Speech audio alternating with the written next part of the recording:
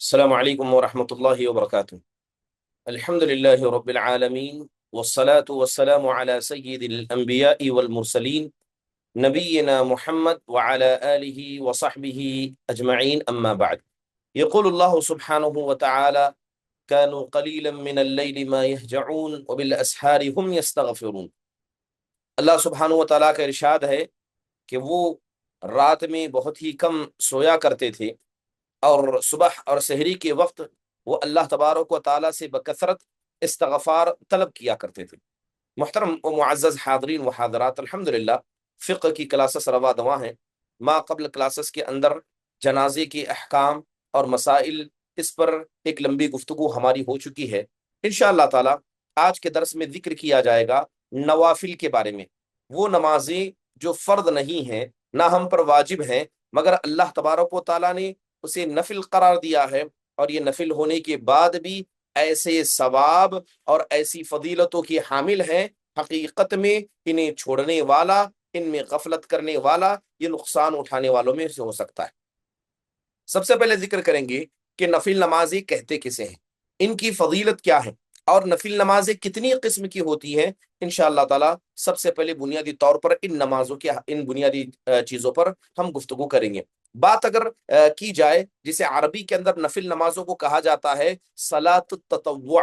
تطوع کہتے ہیں تبرع کا، یعنی انسان کوئی چیز نفلی طور پر غیر واجبی، غیر ضروری انداز سے اللہ تبارک و تعالیٰ کے لیے کسی کام کو کرے، تو علماء نے یہی قرار دیا، اور شریعت کے اعتبار سے کہا جاتا ہے اسم لما شرع زیادۃ علی الفرض والواجب۔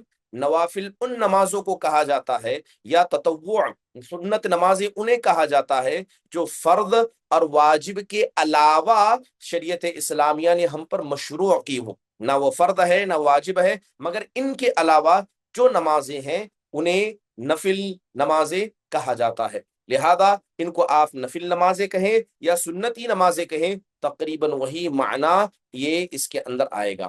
آپ اگر احادیث رسول صلی اللہ علیہ وسلم کو پڑھیں گے تو آپ کو سمجھ میں آئے گا کہ بہت ساری نفل نمازیں ایسی ہیں جو ایک بڑا پیارا اور عظیم ثواب رکھتی ہیں۔ سب سے پہلی بات یہ ہے کہ جو لوگ نوافل کا اہتمام کرتے ہیں، ایک وقت ایسا آئے گا جب قیامت کا وقت ہوگا، ساری انسانیت کا اللہ سبحانہ و تعالی حساب و کتاب لے رہا ہوگا، ایسے وقت میں جو فرد کے اندر کوتاہیاں ہوں گی، فرد کے اندر کوتاہیاں ہوں گی، اللہ تبارک و تعالیٰ انہی نوافل کو اس فرد کی جگہ پر رکھ کر ایک مومن آدمی کو معاف کرے گا۔ کیونکہ فرد میں اگر کوئی آدمی کوتاہی کرتا ہے تو اللہ تعالیٰ اسے معاف نہیں کرتا، کیونکہ بندے نے فرائض میں کوتاہی ضرور کی ہے، مگر کچھ ایسے نوافل کو بھی اپنے نام اعمال میں ساتھ لے آیا ہے جو فرض اور واجب کے علاوہ تھے۔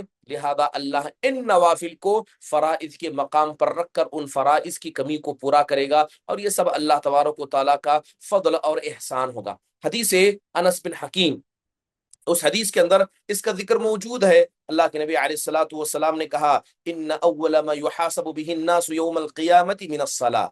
آپ علیہ الصلوۃ والسلام نے کہا کہ قیامت کے دن سب سے پہلے لوگوں کا حساب جس مسئلے میں لیا جائے گا وہ نماز ہوگی۔ یقول ربنا عز وجل ملائکتہ، اللہ تبارک و تعالیٰ اپنے فرشتوں سے کہے گا انظروا فی صلاۃ عبدی، کہ میرے بندے کی نماز کے اندر تم دیکھو اتمہا ام نقصہا، کیا اس نے ان فرض نمازوں کو مکمل طور پر ادا کیا ہے یا اس کے اندر کمی کی ہے۔ فَإِن كَانَتْ تَامَّةً كُتِبَتْ لَهُ تَامَّةً، اگر اس کی فرض نمازیں سب برابر تھی، مکمل تھی، لہذا مکمل لکھا جاتا ہے، اور اگر کچھ کم تھا، اس کے اندر نقص تھا، تو اللہ کہے گا انظروا لعبدی من تطوع هل لي من عبدی من تطوع، تو اللہ کہے گا میرے اس بندے کے نام اعمال میں دیکھو کیا کچھ نفل نمازی بھی اس کے پاس ہیں۔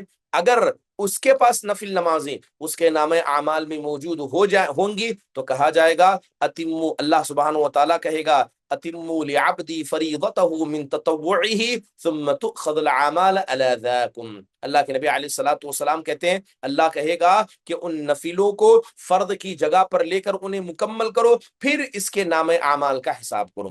تو پہلی بات یہ ہے کہ جو لوگ نوافل کا اہتمام کرتے ہیں، یہ نوافل اللہ تبارک و تعالیٰ کے سامنے ہماری گردن کو بچا سکتے ہیں، ہماری فرد کی کمی کو مکمل کر سکتے ہیں، اللہ کے سامنے رسوا ہونے سے ہمیں بچا سکتے ہیں، جہنم کی پکڑ، جہنم کے فرشتوں کے عذاب سے ہمیں بچا سکتے ہیں۔ دوسرا بڑا فائدہ کہ جو لوگ بکثرت سجدہ کرتے ہیں، یعنی نفل نمازوں کا اہتمام کرتے ہیں، ایک بڑا عظیم ثواب اور ایک بڑا فضل اللہ کا قیامت کے دن انہیں مل سکتا ہے۔ وہ فضل کیا ہے؟ حدیث مبارکہ کو سنیں۔ حدیث ہے جو صحیح مسلم کے اندر موجود ہے، صحابی رسول ہیں حضرت ربیعہ بن کعب الاسلمی رضی اللہ عنہ، کہتے ہیں کہ میں اللہ کے نبی علیہ الصلوۃ والسلام کے ساتھ رات گزارتا تھا، یعنی آپ علیہ الصلوۃ والسلام کے ساتھ مسجد میں ہوتا تھا، تو جب آپ رات میں اڑتے میں آپ کے ساتھ اڑ جاتا، لہذا میں ایک مرتبہ اٹھا، اللہ کے نبی صلی اللہ علیہ وسلم کی ضرورت کے لیے میں پانی لایا، وضو کے لیے پانی لایا، میں نے یہ آگے بڑھ کر جو آپ کی خدمت کی، یہ چیز آپ کو بڑی اچھی لگی، تو اللہ کے نبی نے کہا سل، اگر کوئی بات پوچھنی ہے، خیر کے بارے میں جاننا ہے تو پوچھ لو۔ تو صحابی رسول حضرت ربیعہ بن کعب الاسلمی رضی اللہ عنہ کہتے ہیں اسألک مرافقتک فی الجنہ، اے اللہ کے نبی علیہ الصلوۃ والسلام، میں دنیا میں تو اللہ کے فضل سے آپ کے ساتھ ہوں، اے اللہ کے نبی جنت میں بھی میں آپ کے ساتھ رہنا چاہتا ہوں، مجھے آپ کی مرافقت چاہیے، مجھے جنت میں آپ کا ساتھ چاہیے۔ اللہ کے نبی نے کہا او غیر ذالک، کیا اس کے علاوہ بھی کچھ ہے؟ قال هو ذالک، قال هو ذاک، کہا بس اتنا ہی ہے۔ تب اللہ کے نبی صلی اللہ علیہ وسلم نے نسخہ بتایا، آپ نے کہا کہ اگر جنت میں تم میرے ساتھ رہنا چاہتے ہو فَأَعِنْ عَلَى نَفْسِكَ بِكَثْرَةِ السُّجُودِ، لہذا تم اپنی نفس کی مدد بکثرت سجدوں کے لیے کرو، جتنا ہو سکتا ہے اپنی نفس کے ذریعے اللہ کے لیے سجدے کرو، یہ سجدے تمہیں جنت میں میرے ساتھ رکھ سکتے ہیں۔ تو نفل نمازوں کا ایک دوسرا بڑا فائدہ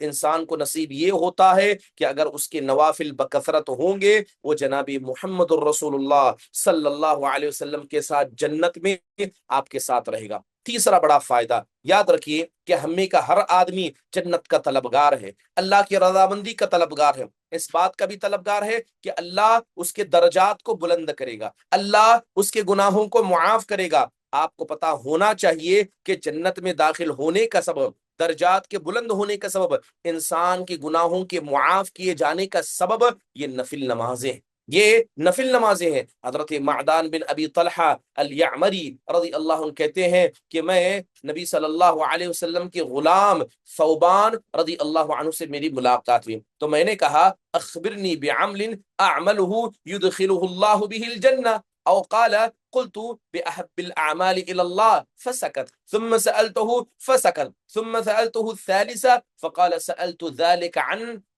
ذلك عن ذلك رسول الله صلى الله عليه وسلم فقال عليك بكثرة السجود لله۔ اللہ کے نبی علیہ الصلوۃ والسلام کے صحابی ثوبان رضی اللہ عنہ سے حضرت معدان بن ابی طلحہ یعمری رحمہ اللہ کہتے ہیں کہ میں نے غلام رسول صلی اللہ علیہ وسلم سے پوچھا کہ آپ مجھے کوئی ایسا عمل بتائیے کہ اس عمل کے ذریعے میں جنت میں داخل ہو جاؤں، یا انہوں نے یہ سوال کرتے ہوئے کہا کہ اللہ کو اعمال میں سب سے محبوب عمل کون سا ہے، آپ اس کے بارے میں بتائیے۔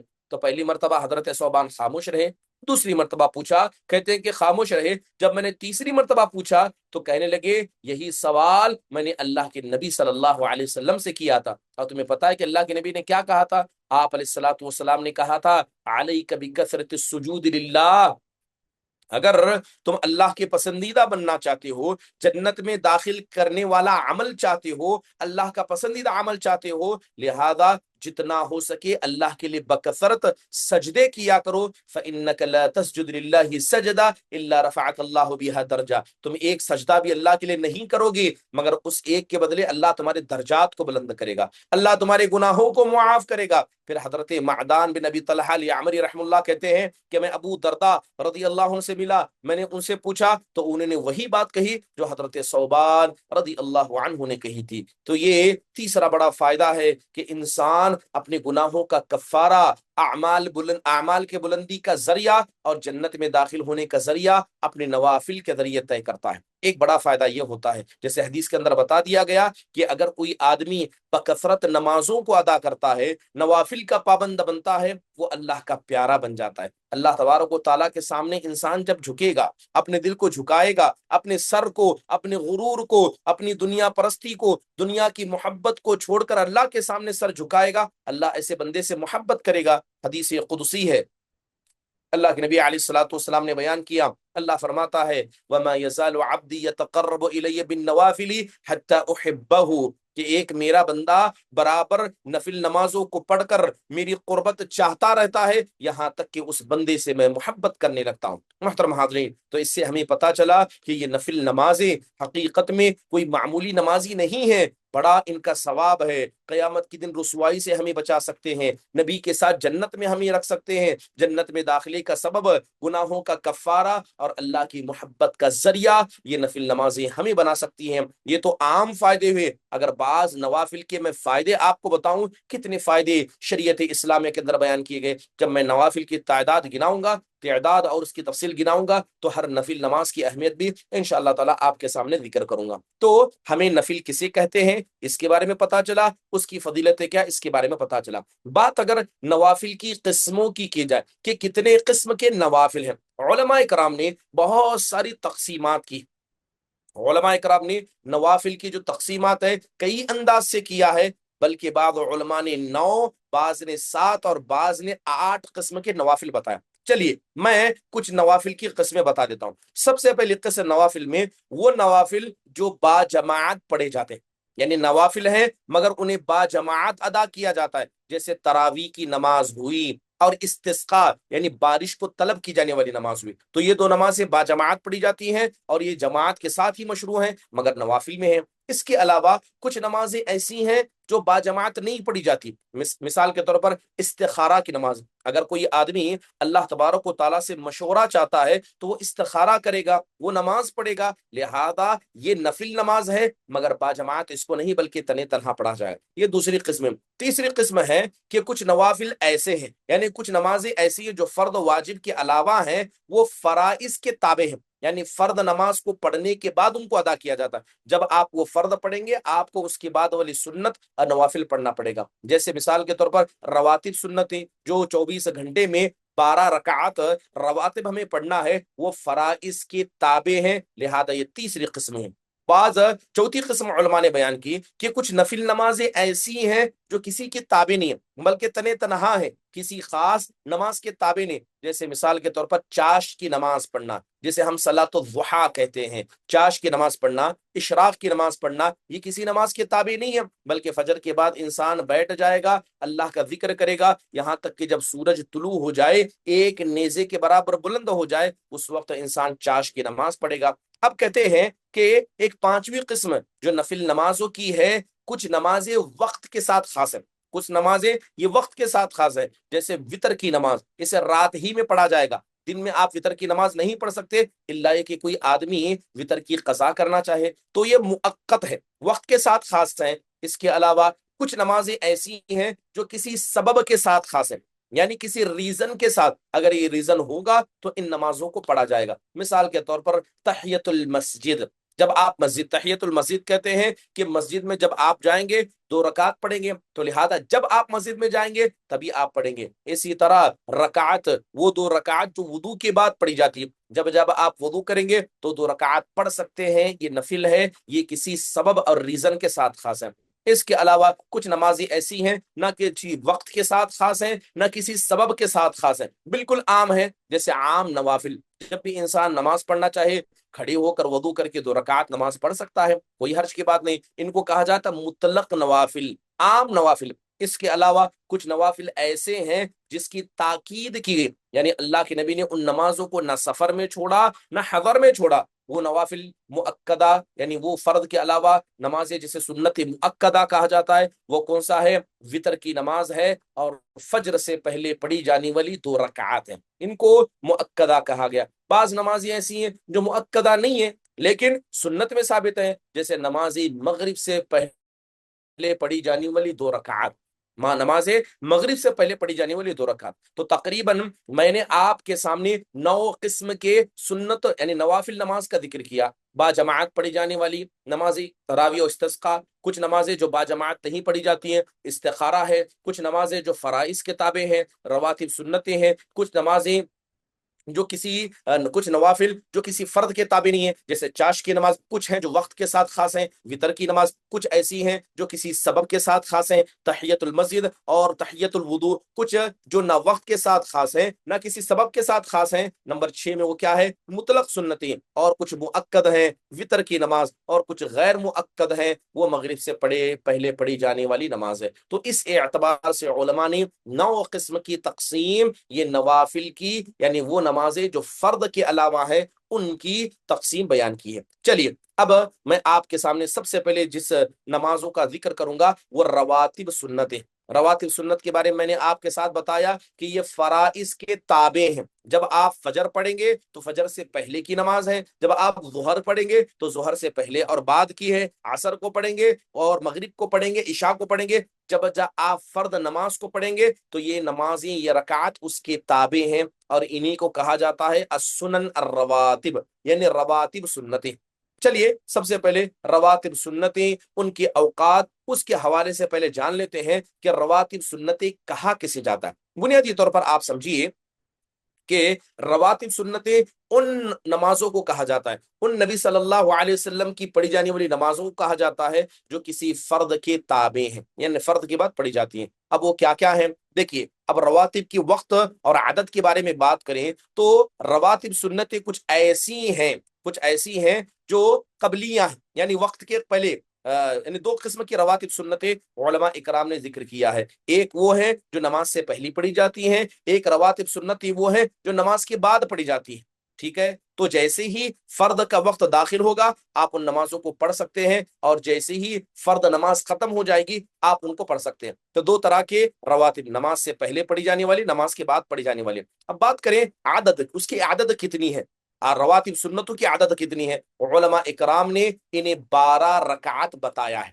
रवातिब सुन्नतें कितनी है, 12 रकात हैं। क्या क्या है, फजर से पहले के 2 रकात, जोहर से पहले की 4 रकात और 2 रकात उसके बाद, मगरिब के बाद की 2 रकात और इशा के बाद की 2 रकात। तो तकरीबन जैसे फजर के बाद, फजर से पहले की 2 रकात, उसके बाद जोहर से पहले 4, ये 6 हुए, जोहर के बाद 2 ये 8 हुए, मगरिब के बाद 2 10 हुए और इशा के बाद 2 ये 12 हुए। तो तकरीबन ये 12 रकात हैं जिनको रवातिब सुन्नती कहा जाता है। आप अगर अहनाफ की मजहब में देखें, शाफिया की मजहब में देखें या इमाम इब्ने तैमिया, इमाम इब्ने बाज, इमाम इब्ने उथैमीन रहमहुल्लाह ने इन्हीं नमाजों को फजर से पहले, जोहर के पहले 4, जोहर के बाद 2, मगरिब के बाद 2, इशा के बाद 2, इन्हीं रकात को रवातिब सुन्नतें कहा है। जनाबी मुहम्मदुर रसूलुल्लाह सल्लल्लाहु अलैहि वसल्लम ने इन रवातिब सुन्नतों की फजीलत बयान की है। बड़ी मशहूर हदीस है, हजरत उम्मे हबीबा जनाबी मुहम्मदुर रसूलुल्लाह सल्लल्लाहु अलैहि वसल्लम की ज़ौजा मुहतरमा कहती हैं कि मैंने जनाबी मुहम्मदुर रसूलुल्लाह सल्लल्लाहु अलैहि वसल्लम को कहते सुना, मन सल्ला इस्नई अशरा रकअतन फी यौमिन व लैला बुनिया लहू बिहिन्ना बैतुन फिल जन्नह। قالت أم حبيبة فما تركتهن منذ سمعتهن من رسول الله صلى الله عليه وسلم। अल्लाह के नबी ने कहा, हजरत उम्मे हबीबा हमारी माँ उम्मे हबीबा रदी अल्लाह अन्हा कहती हैं कि अल्लाह के नबी ने कहा कि जो आदमी दिन और रात में यानी 24 घंटे में इन 12 रकात को पढ़ेगा, अल्लाह इसके बदले में जन्नत में उसके लिए घर बना देगा, अल्लाह इसके बदले में जन्नत में उसके लिए घर बना देगा। हजरत उम्मे हबीबा कहती हैं कि फमा तरक्तुहुन्ना मुंदु समिअतुहुन्ना मिन रसूलिल्लाह, कि मैंने जब से अल्लाह के नबी से इस हदीस को सुना उसके बाद कभी भी मैंने इन नमाजों को नहीं छोड़ा, कभी मैंने इन नमाजों को नहीं छोड़ा। सुभान अल्लाह, ये रवातिब सुन्नतें इंसान के घर को जो जन्नत में होने वाला है उसको बना देती है। एक दूसरी हदीस है कि नबी सल्लल्लाहु अलैहि वसल्लम अपने घर में हजरत अब्दुल्लाह बिन शकीक रहमहुल्लाह, उन्होंने हजरत आयशा रदी अल्लाह अन्हा से पूछा कि अल्लाह के नबी सल्लल्लाहु अलैहि वसल्लम ये जो नफिल नमाजें हैं ये सुन्नतें कब कब पढ़ा करते थे। تو کہتی ہیں کہ یصلی فی بیتہ قبل الظہر اربعہ. ایک اہم بات ہمیں سمجھنا چاہیے کہ جو رواتب سنتیں ہیں نبی صلی اللہ علیہ وسلم اپنے گھر میں پڑھا کرتے تھے. کہ حضرت عائشہ سے جب پوچھا حضرت عبداللہ بن شقیق رحمہ اللہ نے، تو حضرت عائشہ نے کہا کہ اللہ کے نبی ظہر سے پہلے 4 رکعات پڑھتے تھے.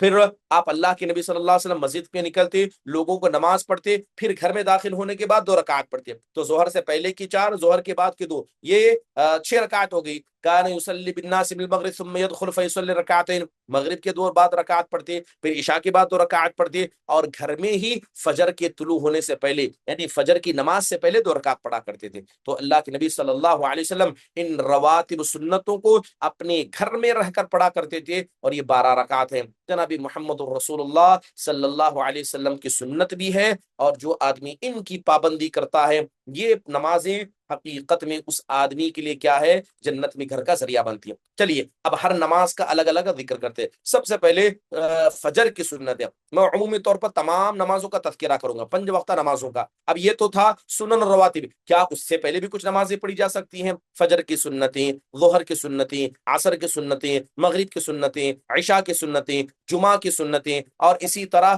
اگر کوئی آدمی ان رواتب کو چھوڑ دے، یعنی ان 12 رکعات میں سے کوئی 2 یا 4 رکعت چھوٹ جائے، تو کیا ان کی قضا بھی انسان کر سکتا ہے؟ انشاءاللہ تعالیٰ اس مسئلے پر بھی ابھی ہم آپ کے سامنے گفتگو کریں گے. بات اگر فجر کی 2 سنتوں کی بات کی جائے، جی ہاں، یہ فجر کی سنتیں، انہیں سنت مؤکدہ کہا جاتا ہے. رواتب سنتوں میں یہ مؤکد سنتیں. حضرت عائشہ رضی اللہ عنہا ان فجر سے پہلے پڑھی جانے والی 2 رکعات کے بارے میں کہتی ہیں کہ لم یکن النبی صلی اللہ علیہ وسلم على شیء من النوافل اشد تعاہدا منہ على رکعتي الفجر.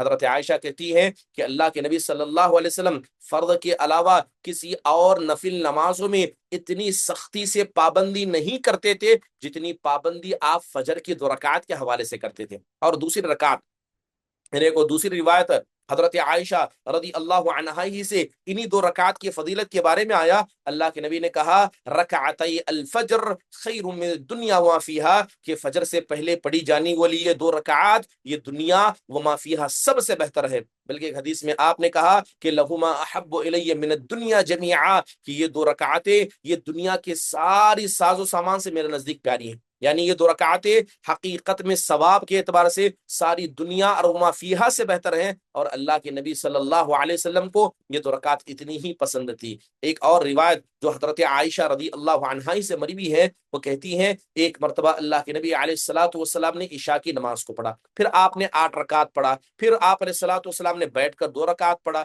اور جیسے ہی اذان ہوئی، یعنی جیسے ہی اذان ہوئی فجر کی، اللہ کے نبی صلی اللہ علیہ وسلم ان 2 رکعت کو کبھی چھوڑا نہیں کرتے تھے. کس کے بارے میں کہہ رہی ہیں؟ یہ ان 2 رکعتوں کے بارے میں کہہ رہی ہیں جو فجر کی اذان کے بعد اور نماز سے پہلے اللہ کے نبی علیہ الصلوۃ والسلام نے پڑھا تھا. رہا مسئلہ اب جو فجر کی سنتیں ہیں، سب سے پہلی بات آپ یہ سمجھ لیں کہ فجر کی سنت کا طریقہ کیا ہے، انسان اس میں کیا پڑھے گا، اور کیا نماز کے بعد لیٹنے کا ذکر بھی موجود ہے. سب سے پہلی بات یہ ہے کہ فجر کی جو 2 سنتیں انسان پڑھے انہیں ہلکا پڑھے، کیونکہ اللہ کے نبی صلی اللہ علیہ وسلم تہجد کی نماز پڑھا کرتے تھے، آپ ہمیشہ پڑھا کرتے تھے. تو اللہ کے نبی صلی اللہ علیہ وسلم کی سنت تھی کہ جب رات کا آخری حصہ مکمل آپ نے تہجد پڑھا تھا تو فجر سے پہلے کی 2 رکعت اللہ کے نبی بڑی ہلکی پڑھا کرتے تھے. حضرت عائشہ کہتی ہیں کہ کان النبی صلی اللہ علیہ وسلم یخفف الرکعتین التی قبل صلاة الصبح حتی انی لاقول هل قرأ بأم الکتاب. حضرت عائشہ کہتی ہیں کہ فجر سے پہلے 2 رکعات جو مسئلہ ہے ان کا، اللہ کے نبی اتنا ہلکا یعنی اتنی ہلکی نماز پڑھتے تھے، مجھے شک ہوتا تھا کہ اللہ کے نبی نے سورہ فاتحہ بھی پڑھا ہے کہ نہیں پڑھا ہے. یعنی اتنا جلدی اللہ کے نبی صلی اللہ علیہ وسلم 1 رکعت کو اور 2 رکعتوں کو پڑھا کرتے تھے. دوسری رکعت میں آیا کہ کان رسول اللہ صلی اللہ علیہ وسلم یصلی رکعتي الفجر اذا سمع الاذان ويخففهما. حضرت عائشہ کہتی ہیں کہ جیسے ہی اذان فجر آپ سنا کرتے، آپ 2 رکعت پڑھا کرتے اور انہیں بڑا ہلکا اور لبی نہیں بلکہ بڑا ہلکا پڑھا کرتے. صحیح مسلم کی روایت ہے. اب سوال یہ ہے کہ ان 2 نفل رکعات میں انسان کیا پڑھے گا؟ یہ نفل ہے، نفل میں نے جیسے کہا کہ فرض اور سنت کے علاوہ جو بھی نمازیں ان کو نفل نمازیں کہا جاتا ہے، مگر شریعت نے ان کو سنت مؤکدہ کا نام دیا. اب اس میں کیا پڑھا جائے گا؟ مستحب ہے. سنت یہ ہے کہ انسان اس میں قل یا ایھا الکافرون اور دوسری رکعت میں قل هو اللہ احد پڑھے. دوسری روایت کے اندر آتا ہے یا تو پہلے میں قولوا آمنا باللہ سورہ بقرہ کی آخری آیتیں پڑھے، اور اس کے علاوہ سورہ عمران کی آخری آیتیں قل یا اہل الکتاب تعالوا الی کلمۃ سواء بیننا، ان رکعتوں کو پڑھے، یا تو سورہ کافرون اور سورہ اخلاص پڑھے، یا تو قولوا آمنا باللہ سورہ بقرہ کی آخری آیتیں، اور قل یا اہل الکتاب سورہ آل عمران کی آخری آیتیں پڑھے۔ اس کے پاس اختیار ہے دونوں میں سے کوئی بھی پڑھے، کیونکہ حدیث رسول صلی اللہ علیہ وسلم سے یہ چیز ثابت ہے۔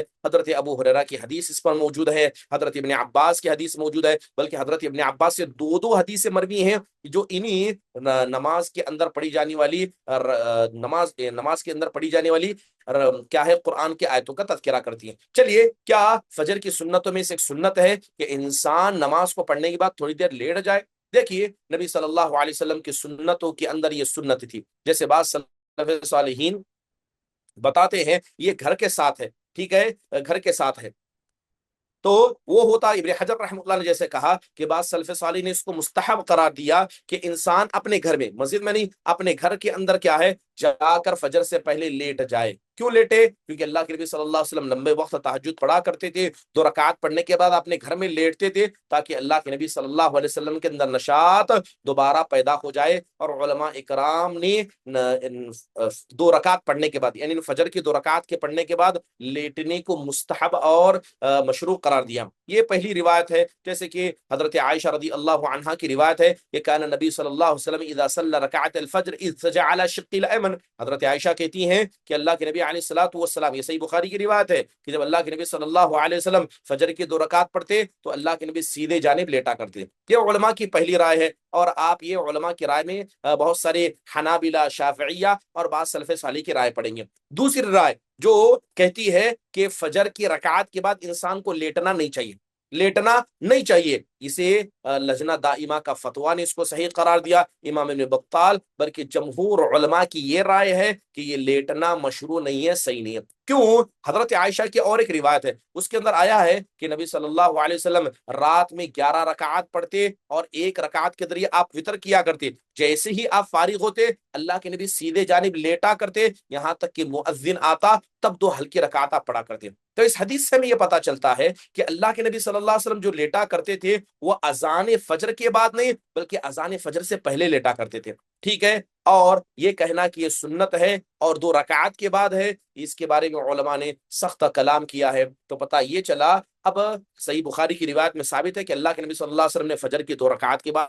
لیٹا ہے، اور ابھی جو حضرت عائشہ ہی کی روایت میں نے بیان کی جو صحیح بخاری مسلم دونوں کے اندر موجود ہے، اس کے اندر تذکرہ آیا ہے کہ اللہ کے نبی صلی اللہ علیہ وسلم یہ تہجد کی نماز کے بعد لیٹا کرتے تھے، نہ کہ فجر کی نماز کے بعد لیٹا کرتے ہیں۔ اب ہمیں کیا کرنا ہے؟ جیسے علماء نے کہا یہ کوئی سنت نہیں ہے، انسان کبھی پہلے، یعنی انسان کبھی اذان سے پہلے، کبھی اذان کے بعد گھر کے اندر لیٹ جائے، اس میں کوئی بڑا مسئلہ نہیں ہے، یہ عام سنتوں کا طریقہ ہے، انسان کر لے گا تو کوئی حرج کی بات نہیں ہوگی۔ تو اب ہم نے ذکر کیا فجر کی 2 رکعت کی سنتوں کے حوالے سے، اب بات کرتے ہیں ظہر کی سنتوں کے حوالے سے، نماز ظہر کی سنتوں کے حوالے سے۔ اس کی بھی فضیلت جناب محمد الرسول اللہ صلی اللہ علیہ وسلم نے بیان کی۔ ایک تو ان 12 رکعت کو پڑھنے کی ایک اجمالی فضیلت ہے، اور ہر الگ الگ سنت کو پڑھنے کی الگ الگ فضیلت ہے، لہذا ان دونوں چیزوں کو ہمیں نگاہوں کے سامنے رکھنا چاہیے۔ حضرت عائشہ رضی اللہ عنہا کی روایت ہے، معزز خواتین آپ دیکھیں کہ جتنی نمازیں جو اللہ کے نبی اپنے گھر میں پڑھا کرتے تھے،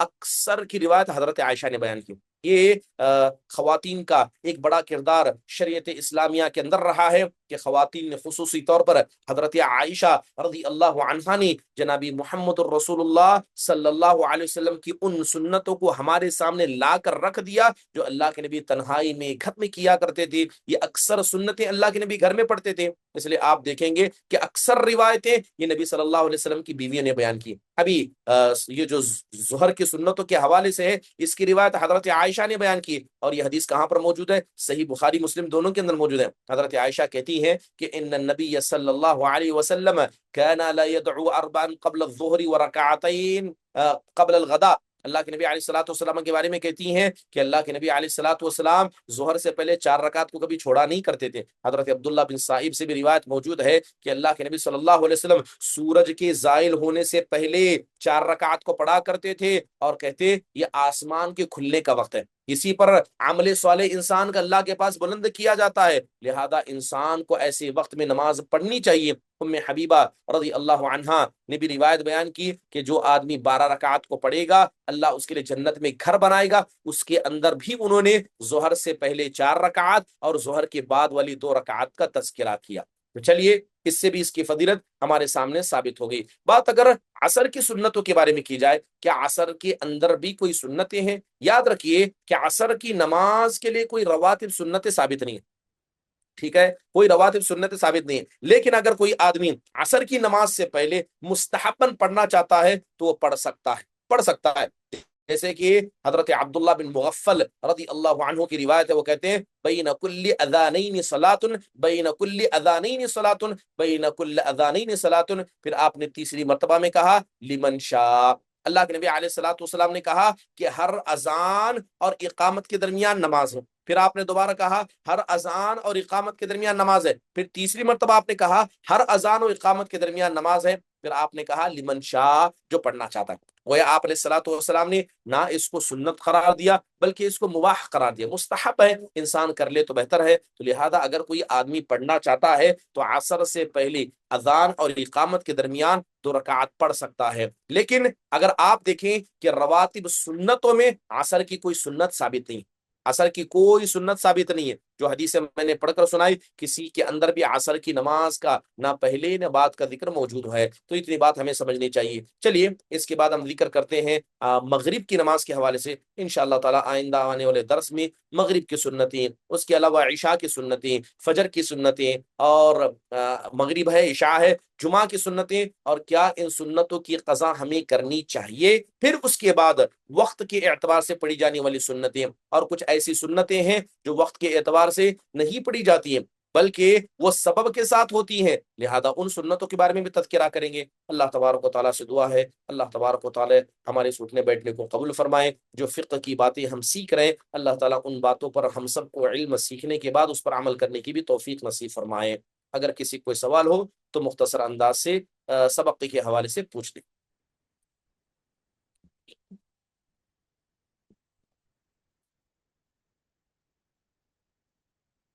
رقیہ۔ السلام علیکم ورحمۃ اللہ وبرکاتہ۔ وعلیکم السلام ورحمۃ اللہ وبرکاتہ۔ ایک میرے 2 سوال تھے، ایک وہ اسماء و صفات کے تعلق سے تھا، جو جیسا کہ اگر اولاد نہیں ہو رہی تو کیا ہم اللہ کے اسماء و صفات کے ذریعے جیسا یا ولیو بلکہ ایسا کوئی فروٹ پہ ایسا دم کر کے کھا سکتے شیخ، اور ایسا سورہ بقرہ اس نیت سے پڑھ سکتے کہ اللہ تو مجھے اولاد سے نواز، تیری رضا کے لیے میں یہ پڑھ رہی ہوں، بے شک قرآن میں شفا ہے، تو اس نیت سے پڑھ سکتے کیا؟ اور دوسرا شیخ سوال یہ کہ یہ ٹاپک کے تعلق سے کہ مدینہ میں مسجد حرم میں اور مسجد نبوی میں فرض کے علاوہ سنتیں نفلیں ادا کر سکتے شیخ، کیونکہ ہم سفر میں رہتے نا، تو جیسے کہ سفر میں نفل نماز نہیں پڑھنا چاہیے، قصر کر کے پڑھنا چاہیے فرض۔ یہ سوال تھے۔ ٹھیک ہے، 2 سوال آپ نے پوچھے ہیں۔ بات کی جائے پہلے سوال کی تو بنیادی طور پر آپ یہ سمجھیے کہ اولاد کے لیے اللہ کے اسماء و صفات یا قرآن پڑھ کر دم کرنا جی ہاں جائز ہے، بشرطے کہ اس میں کوئی بدعی یا بدعت کا طریقہ نہ اختیار کیا جائے۔ اولاد کی دعا کہ اللہ تبارک و تعالیٰ اللہ کے نام و صفات کا ذریعہ اٹھائے، وَلِلَّهِ الْأَسْمَاءُ الْحُسْنَى فَادْعُوهُ بِهَا۔ اللہ نے کہا کہ اللہ تبارک و تعالیٰ کی بہت سارے نام ہیں جو پیارے ہیں، سب اللہ کے نام پیارے ہیں، لہذا ان کا سہارا لے کر تم دعا کیا کرو۔ لہذا یا وہاب ہب لی ذریۃ صالحہ، اے دینے والے تو مجھے نیک ذریت عطا کر، یا رزاق ارزقنی ذریۃ طیبہ، اے رزق دینے والے تو مجھے پاک روزی عطا فرما، یا رحمان ارحمنی ورزقنی الولد الصالح، اے رحمان مجھ پر رحم فرما اور مجھے نیک و صالح اولاد عطا فرما۔ انسان بالکل مانگ سکتا ہے، البتہ کسی خاص نام جیسے آپ نے کہا یا ولی یا ودود کو مخصوص تعداد میں پڑھ کر پھل پر دم کرنا اور یہ عقیدہ رکھنا کہ یہی اولاد کے لیے مخصوص وظیفہ ہے، اس کی کوئی صحیح دلیل قرآن حدیث سے سنت سے ثابت نہیں ہے۔ اگر کوئی شخص قرآن یا مشروع دعا پڑھ کر پانی، تیل یا کھانے پر دم کرے اور اسے شفا اور برکت کا سبب سمجھے تو اصل دم رقیہ کرنا جائز ہے، لیکن کسی خاص نام کو کسی خاص پھل پر پڑنا یہ درست نہیں ہوگا، لہذا ان چیزوں سے انسان کو بچنا چاہیے۔ اسی طرح آپ نے کہا کہ سورہ بقرہ اس نیت سے پڑھنا کہ اللہ تعالیٰ اس کی برکت سے اولاد عطا کرے گا، یہ جائز ہے۔ قرآن سراسر برکت ہے اور انسانوں کے لیے شفا ہے، اور اللہ سے اسے یہ امید رکھنا کہ وہ قرآن کی برکت سے دعا کو قبول کرے گا، لیکن یہ عقیدہ نہ رکھا جائے کہ اولاد کے لیے خاص طور پر سورہ بقرہ پڑھنا سنت ہے یا کوئی اچھا وظیفہ ہے، کیونکہ اس کی کوئی دلیل ہمارے پاس موجود نہیں ہے۔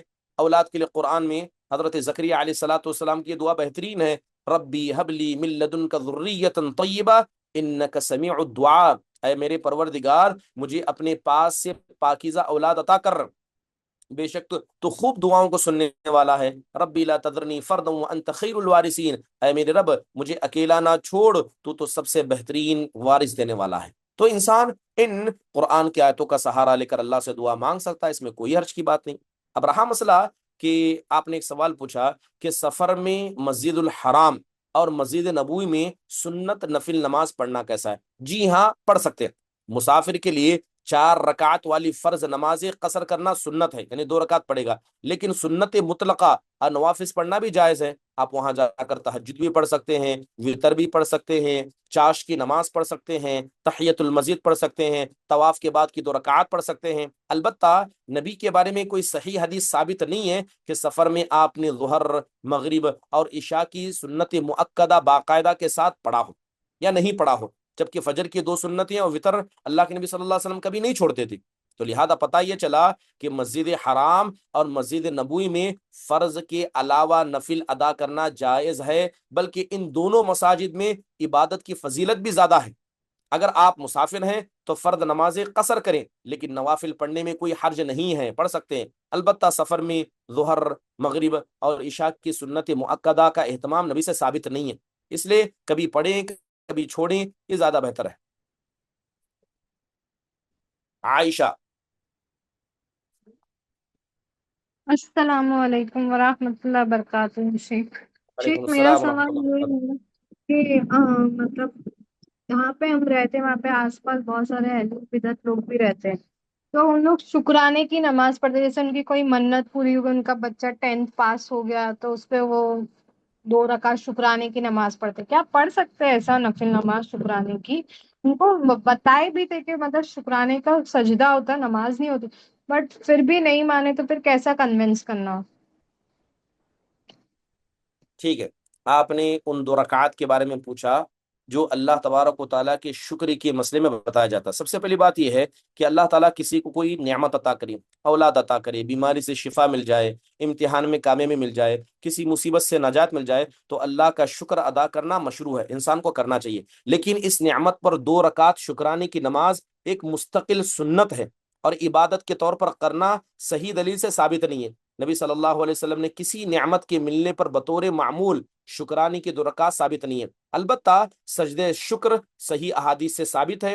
جب کوئی خوشخبری ملتی ہے یا کوئی بڑی نعمت حاصل ہوتی تو اللہ کے نبی صلی اللہ علیہ وسلم سجدہ کیا کرتے تھے، لہذا آپ انہیں سمجھائیں کہ شکر ادا کرنا سنت ہے، لیکن اس مسنون طریقے کو سجدے کے ذریعے کرنا چاہیے۔ اللہ کی حمد بیان کریں، دعا کریں، اس کا ذکر کریں۔ 2 رکعات کو ہر نعمت کے ساتھ لازم کرنا یا سنت سمجھنا یہ ثابت نہیں ہے۔ اگر کوئی عام نفل اس نیت سے انسان پڑھ رہا ہے کہ اللہ کی عبادت کرنی ہے، نہ اسے شکرانے کی مخصوص نماز سمجھتے ہوئے پڑھ رہا ہے، تو یہ الگ مسئلہ ہے، لیکن شکرانے کی کوئی 2 رکعات سنت سے ثابت نہیں ہے۔ اگر وہ نہ مانے تو جھگڑا نہ کریں، انہیں قرآن و سنت کی دلیل پیش کریں، اچھے اخلاق سے پیش کریں۔ اس لیے اللہ نے کہا ادعو الی سبیل ربک بالحکمت والموعظۃ الحسنہ، کہ آپ اپنے رب کے راستے کی طرف لوگوں کو حکمت سے، اچھی نصیحت سے بتائیں۔ اور بہت سارے لوگ ہیں نماز پڑھنے میں کیا حرج ہے، نماز پڑھ لیں گے تو کیا غلط ہے کہتے ہیں، تو انہیں یہی بتانا چاہیے کہ اللہ تبارک و تعالیٰ نے 1400 سال پہلے دین کو مکمل کر دیا۔ جو نیکی اچھی ہو سکتی تھی اللہ کے نبی نے بتا دیا، کر کے جتا دیا، اور اللہ کے نبی نے جسے نیکی نہیں سمجھا جبکہ آپ اسے کر سکتے تھے تو اسے چھوڑنا ہی نبی صلی اللہ علیہ وسلم کی اتباع ہے۔ آپ ان سے یہ کہہ سکتے ہیں کہ دین پر عمل ہم اپنے جذبات سے، اپنے احساسات سے نہیں کرتے ہیں، بلکہ سنت پر عمل کر کے کرتے ہیں۔ لہذا اگر کوئی آدمی یہ کہے کہ پڑھنے میں کیا غلط ہے، تو ویسے تو کوئی نیک کام آپ اپنے جذبے سے کریں گے، پھر نبی صلی اللہ علیہ وسلم کی اتباع کہاں گئی؟ جبکہ اللہ تعالیٰ نے ہمیں صاف طور پر کہا ہے کہ وَمَا آتَاكُمُ الرَّسُولُ فَخُذُوهُ، کہ رسول جو دیں اسے لے لو۔ لہذا جیسا آپ نے کیا، آپ سے افضل اور بہتر طریقہ کائنات میں کسی کا نہیں ہو سکتا، لیکن اگر آدمی سے نہیں مانتا ہے تو اس کے لیے ہم ہدایت کی دعا کریں گے۔ فاطمہ۔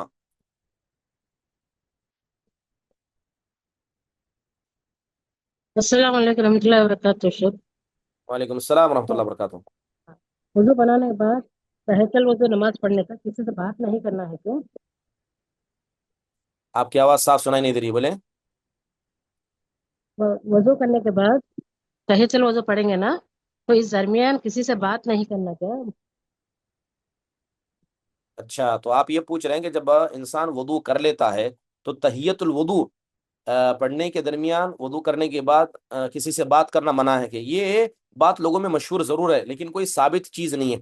اگر وضو کرنے کے بعد کسی ضرورت سے انسان بات کر لے تو جائز ہے، سلام کا جواب دے دے، کسی سے گفتگو ہو جائے تو وضو بھی برقرار رہتا ہے۔ کیا وضو کسی سے بات کرنے سے وضو ٹوٹ جاتا ہے؟ نہیں، تہجد کی نماز بھی صحیح ہے جب تک وضو ٹوٹنے والی کوئی چیز انسان نہ پیش کرے۔ البتہ بہتر یہ ہے کہ آدمی تہجد کے لیے خشوع و خضوع کے ساتھ تیاری کرے، غیر ضروری باتیں نہ کرے۔ اللہ کے گھر میں آ رہا ہے تو غیر ضروری باتیں نہ کریں، تو یہ زیادہ بہتر ہے۔ لیکن یہ کہنا کہ وضو کے بعد انسان کو گفتگو نہیں کرنی چاہیے، قرآن و حدیث میں اس کی کوئی دلیل نہیں ملتی، بس لوگوں میں یہ چیز مشہور ہے۔ آخری سوال عائشہ صدیقہ۔ السلام علیکم شیخ۔ وعلیکم السلام ورحمۃ شیخ اللہ وبرکاتہ۔ شیخ ظہر کے 4 رکعت فرض، اگر فرض کا ٹائم ہو رہا ہو تو فرض پڑھ کر اس کے بعد 4 رکعت سنت پڑھ سکتے ہیں شیخ؟ یعنی ظہر آپ اگر سوال لیٹ پڑھ کر رہے ہیں کہ ظہر سے پہلے جو 4 رکعات پڑھنی ہے، اگر وہ ہمیں نماز سے پہلے پڑھنے نہ ملے تو کیا نماز کے بعد ان کو ادا کیا جا سکتا ہے؟